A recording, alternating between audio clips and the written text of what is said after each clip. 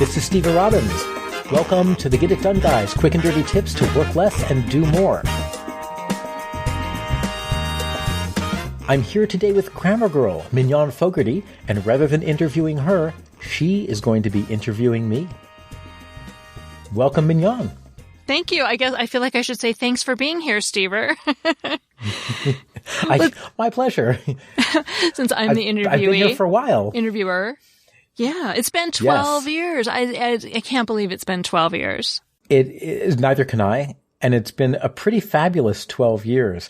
For people who are listening who don't know, my full-time job has never been anything productivity related, which is kind of interesting. But I once upon a time, when I was, I think about 11 or 12 years old, my father was involved in some organization that had been not taken over in a business sense, but that was being run by somebody who was a self-made multimillionaire. And my father said, "Oh, let's go to hear this guy's orientation discussion." And we walked in and the guy said to everyone, "Okay, what needs to be done?" And he wrote it all up on a piece of paper. And then he said, "Okay, this is our to-do list. Who's going to do which pieces?" And then we all dispersed to go do the pieces. And I looked at my dad and I thought, wait, that's all there is to getting things done is you make a list of what you're going to do and then you go do it. And my father's like, "But this guy is wise and blah, blah." And so weirdly, from a very early age, I always remembered that. I was like, oh, like that's how this multimillionaire got things done, is he wrote it down on a list and then just did the things on the list.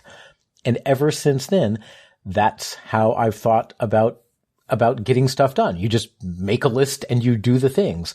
And of course, it turns out that at the age of 11 or 12 or whatever I was, I didn't understand things like procrastination or about the psychology of resistance or about the futility of doing things that don't work or all kinds of other things that make it a little bit harder than it sounds at first glance.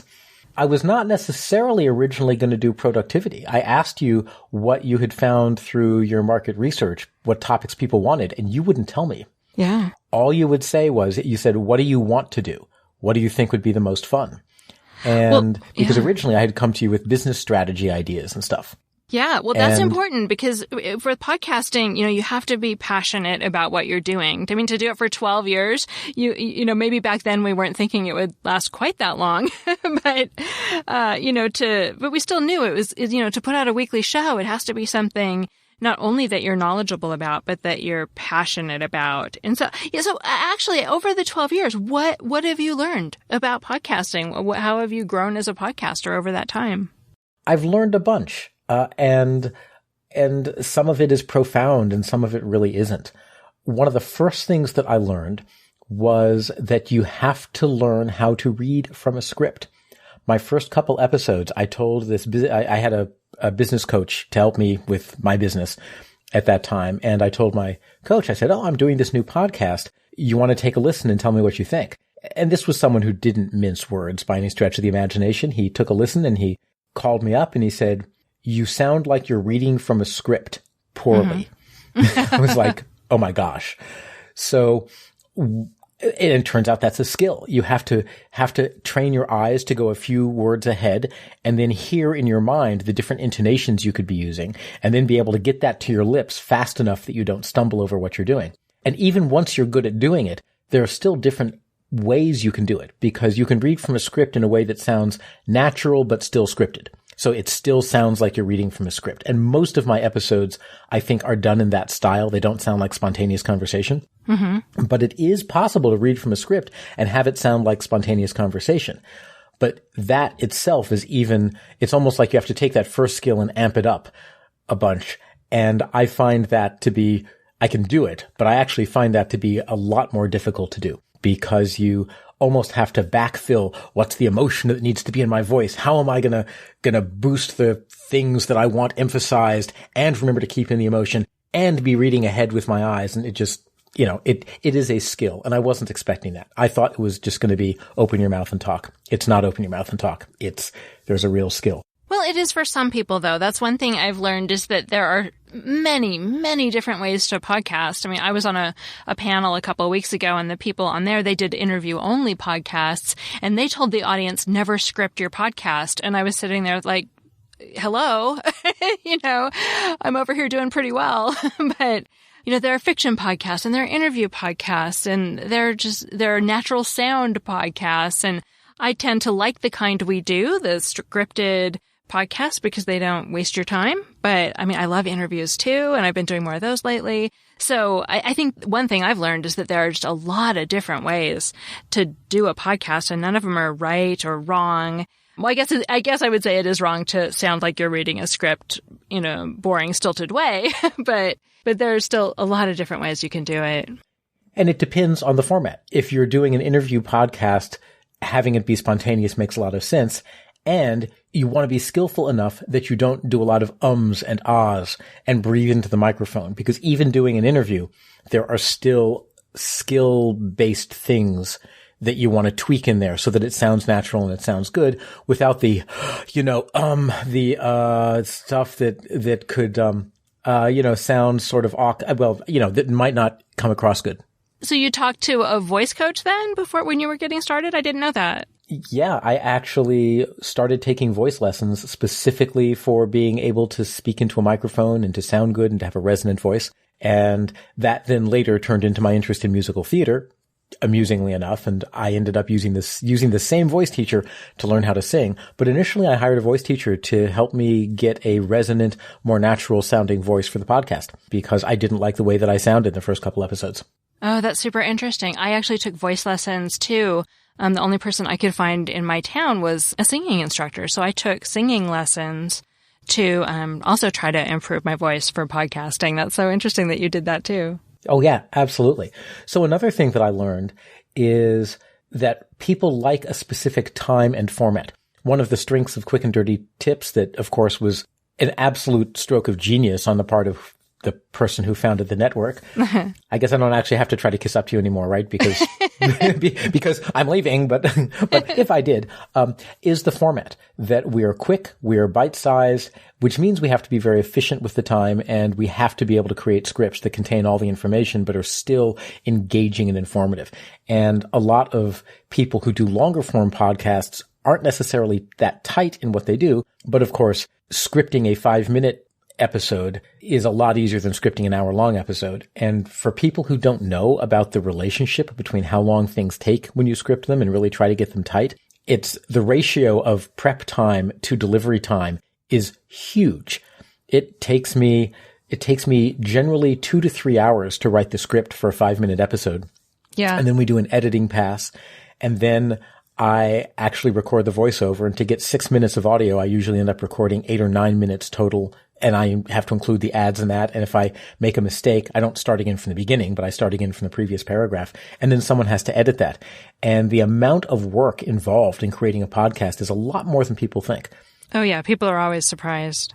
Which is why when people say, oh, should I start a podcast? And I say, well, how long do you think it's going to take you every week? Because there's a lot of different things you could do with your time. And whether a podcast is the thing you should be doing really depends upon the goals that you have.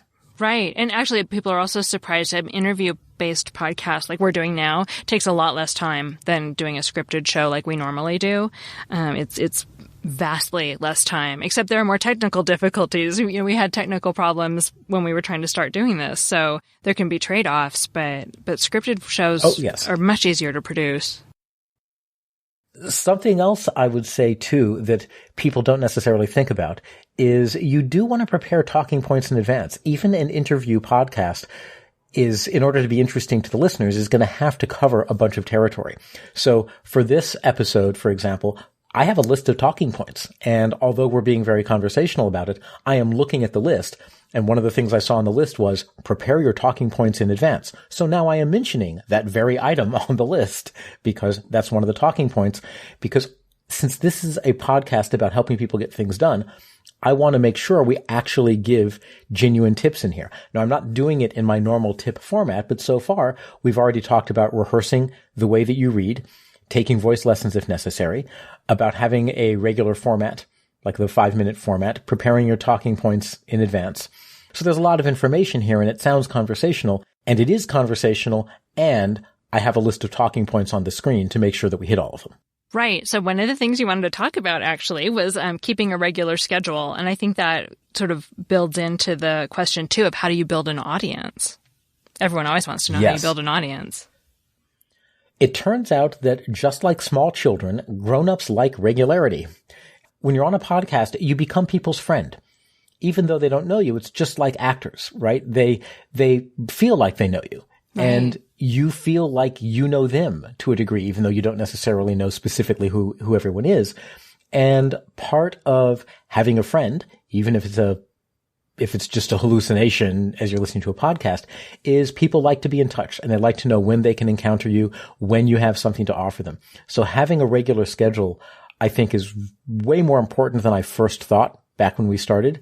And at this point, if I were doing something new, and I will talk about what I'm doing next, and there may end up being a media component to it, I don't know.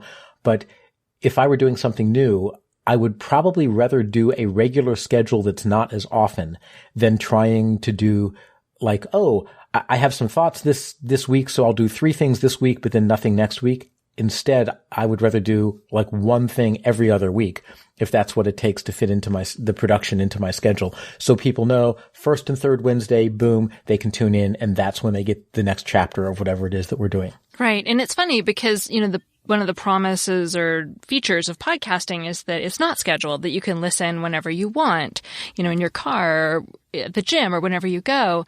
But it's more about human psychology than it is about the technology. And people, even if they're listening whenever they want it to be there when they expect it, because that's the psychology that completely overrules anything having to do with the technology. Yeah. In weeks that I have skipped an episode, or occasionally I've been late 1 or 2 days, only a few times in 12 years, but it has happened. And when it's happened, I have had people write me and say, hey, I went to look for your episode this morning and it wasn't there. Is everything okay? Right. Yeah. And, I'm sitting here thinking like, really? Like you even know what day of the week I release on? I barely know what day of the week I release on. Right. Like you care about me more than my mom. My mom hasn't even called, Exactly. Which could be a good thing depending on how much your mom talks and how much you have to get done. But to get back to building an audience a little bit, there's 2 big things that I think it's really important that people understand. One is that if you're going to start a podcast, you're going to have to market that podcast. You have to get people to know about it. And I've heard people say they wanted to start a podcast to promote their business. And my advice is that's actually a really bad idea, because first you have to promote the podcast. And if you have to engage in an entire promotional effort, don't waste it on a podcast with the hope that your podcast will then jumpstart the business. Go promote your business directly in the first place. However, that said, once you have a business and you have an audience, a podcast is a great way to stay in touch with them. Right, to form that connection. Right. It's great for maintaining the connection. And if you look at the top podcasters, someone like Timothy Ferriss, let's get real. Timothy Ferriss started his podcast when he already had a mailing list of 25 million people. Yeah. So how amazing is it that he has such a large audience? The answer is not very, because he was able to prime that with a pre-existing gigantic audience. If other people can't do that, you have to build it from scratch. And there are really 2 things that I have found just in looking at how the audience has changed over the years and what events they seem to correspond to. And one is piggybacking on some other form of exposure. My initial audience came from doing the guest episode for you 12 years ago. And I did a guest episode, and then like the next week I had several thousand subscribers. Just boom. And then the second thing that's been very obvious is the times that I have been featured on the front page of iTunes, whether it's in the top podcasts, whether it's in the new podcasts back at the very beginning, when my book was launched, and it was in a new and noteworthy, it was given a little special bump there. Those periods of time account for more than any other effort we've engaged in. Yeah. And the reality is trending lists and top 10 lists, they're like amplifying machines. Anything that makes it up above that fold, well, lots more people see it and they go and listen to it to hear what it's like. And then if they like it, that pushes it even further up. So it becomes this positive feedback loop where once you get some exposure, that then creates even more exposure. But getting that first exposure can be really tricky. Right. And that reminds me of 2 things I often tell people. So when your show name is essential, that it describes what you do. It shouldn't be cutesy or vague. Like people are making a decision in less than a second on whether to try your show. They need to glance at it and know what it's about. and the name is part of that. And 2, your cover art matters far more than you probably think. It's just like how book covers, book jackets, the art on a book sells it. It's the same with a podcast. I mean, 2A in the numbering scheme in my mind, 2A is that the platforms like Stitcher and Apple Podcasts and Spotify, they're more likely to feature your show if they think your cover art is gorgeous. So there's that human element when there's curation going on. You want them to love the look of your logo. And then 2B, again, when people are scanning through, they're going to be more likely to look if they like if they think your logo is beautiful, which is, ridiculous. But again, human psychology. Yeah. Well, people say don't judge a book by its cover. And the reason they say that is because people do judge books by their cover all the time. And that is, in fact, how people make decisions about what to approach and what to investigate. And you're right, too, about people only having a second or two that they spend making that decision. I mean, think about how you and I can't speak for you. I know when I think about how I choose podcasts, it's not based on listening to them. Usually it's based upon looking and saying, oh, look, that looks interesting. Well, what does that even mean? It means that has an attractive cover art and it has a title that makes me intrigued enough to want to sample it. That's what it means to say that looks interesting. And you need to understand that other side of the equation of the people listening. So I am leaving, and my next adventures, I don't know if there's going to be media involved or not. I'm thinking about doing a YouTube channel, and it's not going to be on productivity. It's going to be on some aspect or aspects of business in general. For those listeners who don't know, I helped develop the Harvard MBA curriculum many years ago, and I have always had a love of teaching people how to be effective business people and effective business leaders. And I am thinking about doing a YouTube channel that is oriented around it's oriented towards high potential millennials and younger about how to position yourself for upper management, but also how to think about business and how to learn the business skills in ways that I'm hoping are going to be a little bit more substantive than here's how you write a business plan if you're an entrepreneur. And there are 9,000 of those out there. But what there isn't is once you have written your business plan and you have your business, what do you actually do to help ensure success? And I'm hoping to get into the managerial stuff about that. And then I'm also doing Get It Done groups, which did arise directly out of the Get It Done guy. And Get It Done groups, which you can find at getitdonegroups.com, they're accountability groups and an accountability community for helping to get things done. Because honestly, that is one of the most effective techniques I have ever found for getting things done. The funny part is I was going to shut those down, and in the process of shutting them down, everyone who was involved said, no, we want to keep these going. And let's make them a thing where everybody who participates helps do a little bit of the facilitation. So at the end of the day, we all do almost no work to make them work. And they keep going. And what happened was that moving over to a technology platform that allowed it to be self-administered also now is allowing it to scale, which means instead of charging a lot of money for them, I can charge a very small amount of money. And suddenly that opens me up to artists, actors who need to audition, grad students who need to finish their thesis, all kinds, self-employed people who are just getting started, who need to get into the habit of prospecting. So bizarrely, rather than shutting down Get It Done groups, the steps I was taking to shut it down have now made it possible to offer it at a drastically reduced price to a much larger number of people. So that's going to be something that I am working on among my other projects that hopefully will be an awesome and great thing. And getitdonegroups.com for anyone who's interested in checking those out. That's wonderful. I know people found them very helpful. Yeah. And all of the things we do are stuff I've talked about in the Get It Done guide. Yeah. So what else will you be doing? Well, and then the other thing I really don't know in terms of, I've talked about YouTube, and you can find me on YouTube by just going to youtube.com/SteverRobbins. It's not hard. And then Get It Done groups. And then I have been wanting to kind of get back into the fray of doing things in, I'll call it real business. And what I mean by real business is multi-person businesses, kind of larger initiatives. And I've always wanted to save the world. We've got a lot of problems in the world, things like global warming, et cetera, poverty, tremendous income inequality.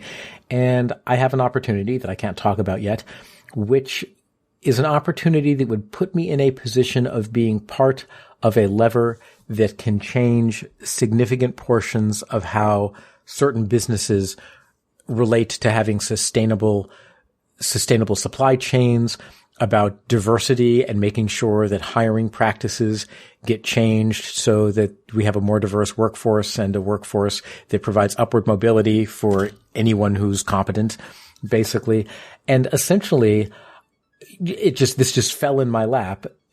Something that may involve being able to pursue the things that I care about as my personal social mission, but doing it in ways where I actually get paid for it and get paid well. So that's the next thing. But again, can't talk about it until after it's signed, sealed, and delivered. So I know that you're not, you don't live and breathe social media because you actually accomplish things. You get things done. Occasionally. But do you have a favorite social media or an email newsletter that people can sign up with or follow you so that, as these things are sort of coming together in your future, that people can be notified of what your next step is or where to find you? Absolutely. The thing that everything is going to funnel through is my personal email list. And if you just go to steverrobbins.com, STEVERROBBINS.com, there is a pop-up that will pop up and you can sign up for my email list. It's a very low volume list. But when I'm doing something, when I'm doing a webinar or announcing a product, or when I know what the heck I'm going to be doing and I'm going to be start to blog about it or do YouTube about it or whatever the next platform that I get involved with is, I'm going to announce it through that newsletter. So That's the way to get a hold of me. Great. Well, Stever, it has been so wonderful working with you all these years. And I mean, we've become friends and I know we'll keep in touch and I just can't wait to see what you do next. Yeah, me neither, because I don't know what it's going to be yet. Well, but whatever it is, I know it'll be fabulous. Yes. And thank you, Mignon, for creating such a great network, for taking a chance on me 12 years ago when we had no idea if I could stand up and deliver, and for being a great friend. And to everyone who's listening, this isn't quite my last episode. I want to thank all of you too, because what's kept this going is the listeners and people's willingness to engage. And Get It Done Guy listeners are the people who have written in and helped me and everyone else at QDT feel like what we're doing really matters. And thank you so, so much, because we couldn't do it without you. The listeners make everything we do possible. It's true. This is Stever Robbins. Follow Get It Done Guy on Twitter and Facebook. If you want to get things done and you have initiatives that need more focus on a sustained period of time, join Get It Done Groups at getitdonegroups.com and find out more about how I can help you put your nose to the grindstone and get it done. Work less, do more, and have a great life.